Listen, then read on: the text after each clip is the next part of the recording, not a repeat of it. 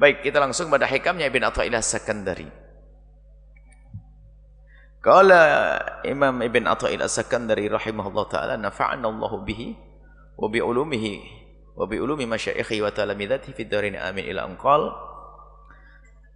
Hikmah yang ke-80, al-bastu ta'khudun nafsu minhu haddaha biwujudil farah wal qabdu la hadda lin nafsi fihi. Pada hikmah sebelumnya dibicarakan tentang halatul basti wa halatul qabdi. Ada orang yang dicurai karunia namanya basat. Ada orang yang dirundung ujian namanya qabd. Para kekasih Allah dekat kepada Allah bukan karena karunianya tersebut, bukan karena dia punya malapetaka lalu semakin dekat, enggak ada hubungannya dengan ini. Dia beribadah kepada Allah karena kenal Allah. Tapi kelas kita ini kadang menjadi kenal Allah kalau sudah kena penyakit. Allah, Allah, Allah. Nyungsep bisnisnya baru datang ke kiai. Kan begitu model-model kita. Jadi kita itu akan terdorong mendekat kepada Allah karena ada dua hal. Kalau tidak dapat karunia, dulu waktu melarat memang jarang beribadah. Di saat kaya, beribadah. Alhamdulillah masih lumayan. Ini pangkat juga. Ada halatul basar di saat kaya, dia bisa beribadah. Ada di saat fakir dia beribadah. Cuman kita harus keluar daripada martabat ini. Jangan sampai perubahan keadaan ini menjadi kita berubah dengan Allah. Di saat seseorang fakir, Tuhannya tetap Allah. Di saat seseorang kaya, Tuhannya tetap Allah. Dan semuanya ada pahalanya masing-masing. Musibah yang Allah timpakan akan dijadikan pahala. Syukur atas karunia juga pahala. Tapi yang menjadi masalah, orang itu ada baik karena itu. Karena mendapatkan musibah kenal Allah, sehingga banyak doa. Sehingga di saat musibahnya berhenti, lupa kepada Allah. Penyakitnya kambuh lagi, maksiat lagi kepada Allah. Wah, waktu punya penyakit, apalagi divonis sama dokter, susah ini. Wah, Allah, Allah, Allah. Minta doa kemana-mana. Setiap orang dimintain doa. Apalagi kalau sudah dokter nyerah. Kalau dokter nggak nyerah saja masih sombong sedikit, sembuh nanti. Istilah goreng nyerah, waduh. Nah ini model manusia. Nah itu pakom. Jadi dekat kepada Allah karena ujian, dekat karena Allah karena karunia. Imam Ibn Atha'illah ingin mengeluarkan kita dari dua keadaan ini. Lalu ngajak berpikir beliau. Kalau dari dua-dua ini ujian semuanya. Karunia pun ujian. Dan banyak orang terlena dengan ujian karunia. Lebih banyak terlena daripada di saat diuji dengan musibah dan malapetaka. Kalau orang diuji dengan musibah dan malapetaka cepat kembali kepada Allah. Tapi orang diuji oleh Allah dengan karunia sering lepas, hilang. Makanya para arifin, para kekasih Allah lebih takut dengan basat. Di saat diberi oleh Allah kekayaan, mikir, apakah saya layak mendapatkan kekayaan? Kok bisa seperti ini? Jangan-jangan istidraj. Takut, semakin takut kepada Allah Subhanahu wa taala. Di saat diberi segala macam semakin takut kepada Allah. Arifin, para kekasih Allah Subhanahu wa taala. Nah, kenapa kok mereka lebih takut di saat diberi karunia? Karena semua ada tanggung jawabnya.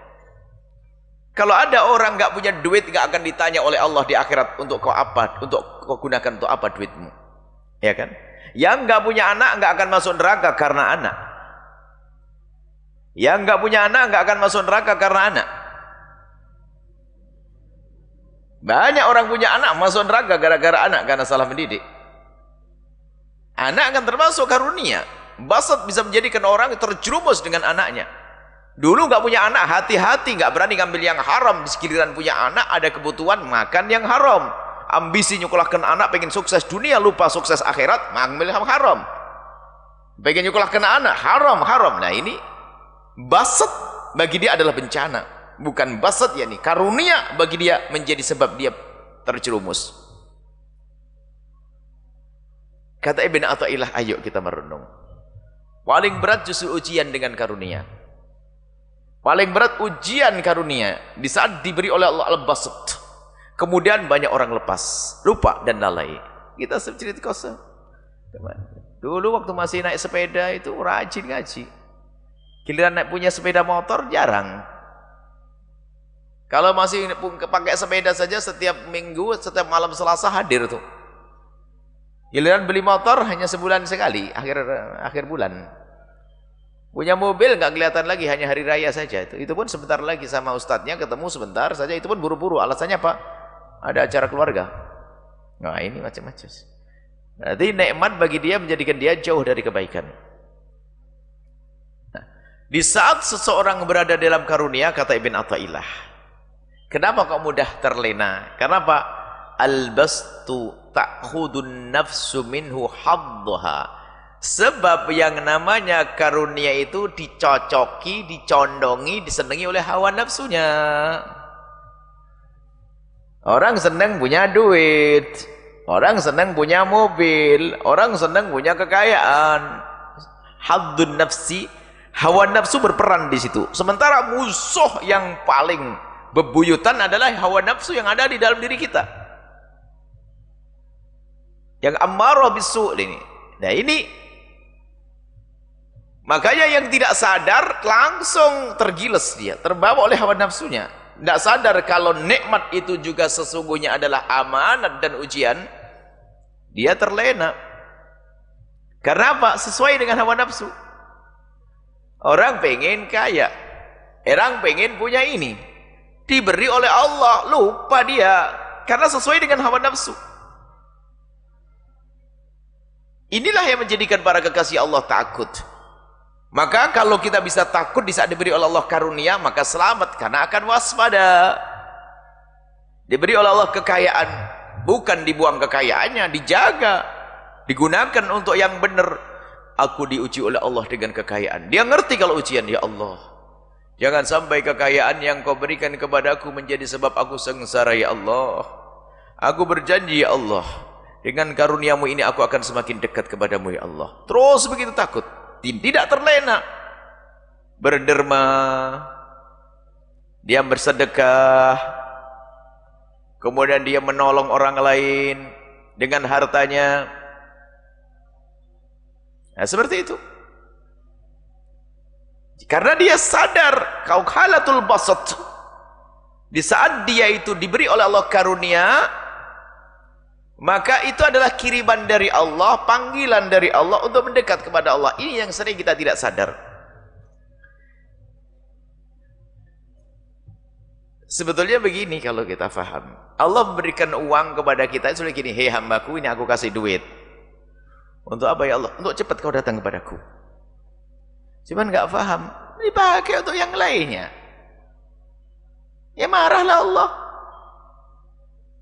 Ada orang tua anda rindu kepada anda, nak, tak kirim mobil, nak, abah kangen, ayo datang sini. Ya bah, keliling, nggak ke rumah abahnya. Kan kurang ajar ini anak.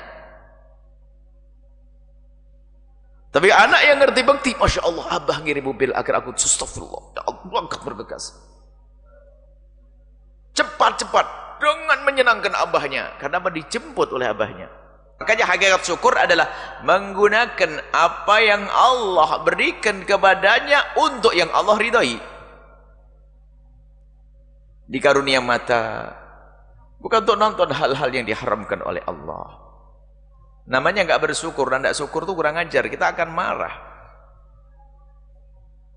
Kalau ada kita memberi kepada seseorang, lalu sesuatu tersebut digunakan tidak semestinya, akan marah. Kopiah kan letaknya di kepala, kan begitu, ya enggak? Anda berikan pada seorang hadiah kopiah, Masya Allah, tatanya pakai sendal, kan tidak enak, kurang ajar.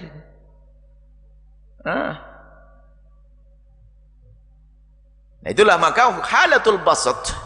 Di saat diberi oleh Allah karunia itu hawa nafsu sangat condong, senang. Makanya orang ulama, para arifin berhati-hati di saat diberi karunia. Senyum mereka itu hanya di saat bertemu dengan manusia, tapi dalam kesendiriannya mereka menangis dengan kekayaannya. Mereka sedih dengan kekayaannya, dan itu dirasakan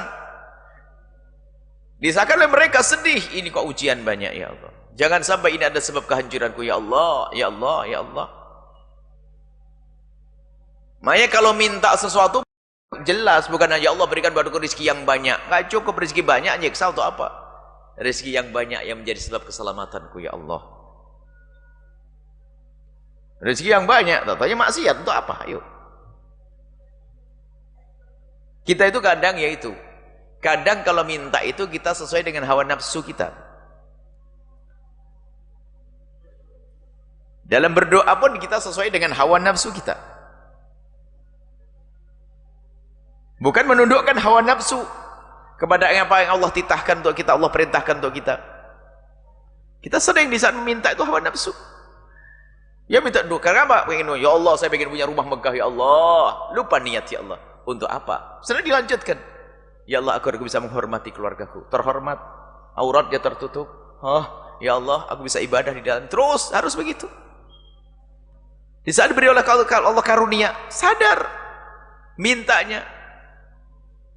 Tapi tak sadar ya Allah rezeki yang banyak ya Allah, rezeki yang banyak ya Allah, bisa beli mobil, bisa beli rumah, bikin rumah megah ya Allah. Tak tahu ya mobilnya buat maksiat, hartanya dibuat maksiat. Naudzubillah, ini bermasalah. Baik, al-bastu, halatul basat. Tapi wal qabdu la hadza li nafsi fihi.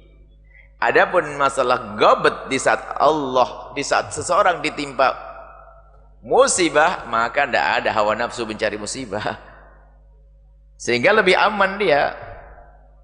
Jadi ada dua keadaan ya, kalau basat dan keadaan yang namanya al-ghabat. Ini adalah mungkin saja terjadi pada satu orang, sesaat dia mendapatkan kenikmatan, sesaat mendapatkan musibah. Maka orang hebat itu semuanya akan menjadi pendorong dia untuk kepada Allah. Bahkan sampai dia tanpa ini pun dia akan dekat kepada Allah Subhanahu wa taala. Di saat ini dikatakan wal qabdu la hadza lin nafsi fihi, akan tetapi di saat seseorang diuji dengan Allah dengan ujian, maka tidak ada hawa nafsu yang senang dengan itu semuanya. Maka karena hawa nafsu tidak senang dengan itu, enggak terlalu amat susah kita di dalam menghalau hawa nafsu. Sebabkan musuh yang paling mengerikan adalah hawa nafsu, sampai dikatakan oleh Nabi jihad akbar. Jihad yang paling berat adalah memerangi hawa nafsu yang ada di dalam diri kita. Sakit enggak ada yang minta sakit, enggak ada yang mau sakit kecuali orang putus asa dalam hidupnya. Fakir pun enggak ada. Dan kita tidak boleh minta sakit. Kalau diberi sakit, sabar, ya baru terberjaya dia. Diberi kefakiran, dia sabar. Tapi enggak perlu minta fakir. Enggak perlu kita minta sakit. Enggak perlu kita minta sengsara. Sebab Allah pun mengajarkan Rabbana atina fid dunya hasanah. Ya Allah berikan kepada kami di dunia kebaikan dan di akhirat dengan kebaikan. Rabbana atina fid dunya hasanah wa fil akhirati hasanah. Nah ini Allah, ya Allah berikan kepada kami di dunia kebaikan dan di akhirat dengan kebaikan. Mari kita cerdas di dalam memohon juga. Jangan sampai kita memohon kepada Allah dengan halatul basat, al-bastu, diberi karunia tapi kita terlena, kita jauh dari Allah Subhanahu wa taala. Dan alangkah banyaknya diulang-ulang hikmah ini, akan tapi ada maksud yang dibidik untuk peningkatan. Sekarang kita harus koreksi. Alangkah seringnya kita terlena di saat diuji dengan kebaikan. Terlena sekali. Semuanya pernah rasa sakit ya. Saya pernah sakit, semua sakit. Memang dekat kepada Allah justru di saat sakit. Memang kita pangkatnya pangkat rendah masih, alhamdulillah masih merindukan Allah. Kita pengennya itu dalam keadaan apapun tetap saja rajin ngaji, rajin ibadah. Dekat kepada Allah, dekat kepada Allah. Sudah. Bukan karena dorongan karunia, bukan karena adanya musibah. Semoga Allah senantiasa menjaga kita di saat dalam keadaan dikaruniai oleh Allah dengan karunia yang banyak. Semoga Allah menjaga hati kita sehingga tidak terlena dan justru akan semakin dekat kepada Allah Subhanahu wa taala. Dan di saat semoga Allah tidak menguji kita dengan ujian-ujian yang berat ya, karena ujian adalah berat. Semoga Allah menjauhkan kita dari malapetaka, menjauhkan kita dari bencana, menjauhkan kita dari musibah ya. Dan siapapun yang tertimpa musibah semoga diberi ketabahan dengan musibah semakin dekat kepada Allah Subhanahu wa taala. Wallahu a'lam bissawab. Bismillahirrahmanirrahim. Alhamdulillahirabbil alamin. Allahumma salli ala Sayyidina Muhammad wa ala Sayyidina Muhammad irhamna wa la tu'adzibna wansurna wa la takhdhulna wa afina wa la tumridna wa akrimna wa la tuhinna wa athirna wa la tusur alaina innaka ala kulli syai'in qadir. Allahumma ya Allah, pandang kami dengan kasih sayang dan cinta darimu. Ya Allah, lembutkan hati kami. Ya Allah, lembutkan hati kami, jadikan kami hamba yang saling mencintai karenamu ya Allah. Saling mencintai karenamu ya Allah, jauh dari fitnah kebencian, jauh dari fitnah dendam, jauh dari fitnah ya Allah permusuhan ya Allah. Dan kami mohon jika ada di antara kami yang ada di sini atau yang mendengar suara ini, yang menyaksikan acara ini, yang punya percekcokan dengan sesama mereka, kami mohon lembutkan hati mereka dan pertemukan hati mereka dalam cinta karenamu ya Allah. Kami mohon ya Allah, ampuni orang tua kami dan guru-guru kami, berikan kasih sayangmu kepada mereka ya Allah. Dan kami mohon pandang kami semua dengan kasih sayangmu. Yang sempit rezeki lapangkan dengan rezeki yang halal penuh berkah. Yang sakit sembuhkan. Yang sakit sembuhkan. Yang sakit sembuhkan. Yang punya hutang ya Allah, mudahkan kami dalam bayar hutang-hutang kami.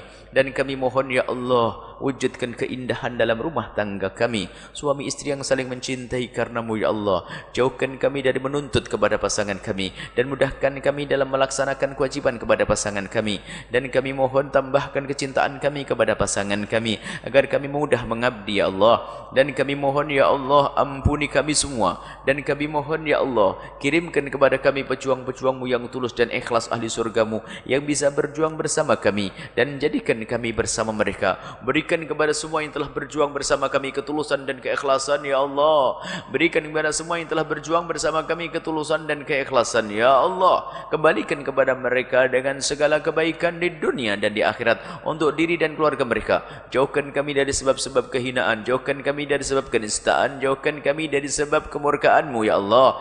Maka kami mohon jauhkan kami dari meninggalkan solat, baik yang di dalam masjid atau di luar masjid ya Allah. Jika ada di antara mereka yang pernah meninggalkan solat, ampuni dia dan jadikan ahli solat. Ampuni ya Allah dan jadikan ahli salat. Jauhkan kami dari minuman keras, jauhkan kami dari judi, jauhkan kami ya Allah dari zina yang busuk, hina dan kau hinakan ya Allah. Maka kami mohon ya Allah, jika ada di antara kami ada hamba-Mu yang pernah terpeleset dalam hina dan busuknya zina, kami mohon berikan kesadaran dan ampuni mereka ya Allah, dan tutup aib mereka di dunia dan di akhirat. Bencikan kepada zina ya Allah, buka pintu halal untuknya ya Allah. Jangan biarkan dia terus larut dalam kehinaan dan kebusukan zina ya Allah, dan ampuni mereka ya Allah. Dan kami mohon jaga lisan kami dari menggunjing berzina ya Allah. Jaga lisan kami dari menggunjing berzina, dan kami mohon ya Allah, seperti Engkau pertemukan kami saat ini, pertemukan kami kelak di surga bersama kekasih-Mu Nabi Muhammad. Yang belum menikah, jaga kehormatan kemuliaan mereka, mudahkan mereka untuk mendapatkan pasangan orang-orang mulia yang Kau muliakan, yang menjadi sebab mereka mulia di dunia dan di akhirat. Dan kami mohon panjangkan umur kami dalam ketaatan serta sehat walafiat. Berikan kepada kami semua husnul khotimah, mati dalam keadaan iman. Dan kami mohon ya Allah, jadikan ucapan kami di akhir hayat kami kelak, saat Engkau hendak mencabut nyawa kami ingin saat itu ya Allah, hati dan lidah kami mampu mengucapkan kalimat agung dan mulia, la ilaha illallah Muhammadur Rasulullah, la ilaha illallah Muhammadur Rasulullah, la ilaha illallah Muhammadur Rasulullah sallallahu alaihi wasallam. Rabbana atina fid dunya hasanah wa fil akhirati hasanah wa qina adzabannar. Wa sallallahu ala sayyidina Muhammadin wa ala alihi washabihi wasallam. Walhamdulillahirabbil alamin. Al-Fatihah.